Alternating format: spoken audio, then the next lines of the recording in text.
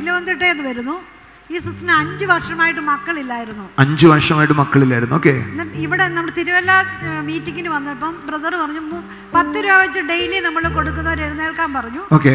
അന്നേരം ഈ സിസ്റ്റർ എഴുന്നേറ്റു. 10-4 ഗോസ്പൽ എന്ന് പറഞ്ഞ ഒരു പ്രോഗ്രാം നമുക്കുണ്ടായിരുന്നു. ഓക്കെ. ഈ സിസ്റ്റർ ബ്രദർ പറഞ്ഞു നിങ്ങളുടെ നെറ്റിയിൽ ഒരു 10 എന്ന് എഴുതി കാണിക്കുന്നു എന്ന് പറഞ്ഞു. ഓക്കെ. അന്നേരം 10 മാസം അല്ലെ 10 വർഷം ഇങ്ങനെ ബ്രദർ പറഞ്ഞു. ഓക്കെ. 10 മാസത്തിന് മുമ്പിൽ നിങ്ങൾ പ്രഗ്നന്റ് ആകും ബ്രദർ തീർത്ത് പറഞ്ഞു. 9 മാസം ആയപ്പോൾ പ്രഗ്നന്റ് ആയി.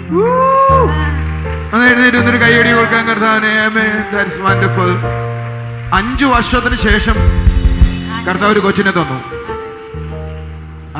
5 വർഷം കഴിഞ്ഞപ്പോ അന്ന് ഇവിടെ വന്ന സമയത്ത് 10 എന്നൊരു കർത്താവിന്റെ ആത്മാ കാണിച്ചു തന്നു. അത് 9 മാസം ആയപ്പോ കർത്താവ് ക്യാരി ചെയ്തു. 10-ാം മാസം ആള് വയറ്റിലായി. ഒന്ന് ചേർന്ന് കൈ അടിച്ചൊരു ആമേൻ പറഞ്ഞേ. ഒന്നും കൂടെ ചേർന്ന് കൈ അടിച്ച് കർത്താവിനെ സ്തുതിച്ചേ, യേശുവേ എന്ന് വിളിച്ചേ. ഇന്ന് നിങ്ങളോടും കർത്താവ് ഇടപെടട്ടെ. നിങ്ങളുടെ സ്ഥിതികൾ മാറട്ടെ. ദൈവിക അത്ഭുതങ്ങൾ ഉണ്ടാകട്ടെ. കുഞ്ഞുങ്ങളുണ്ടാകാതിരുന്നതിന്റെ കാരണം എന്തായിരുന്നറിയോ?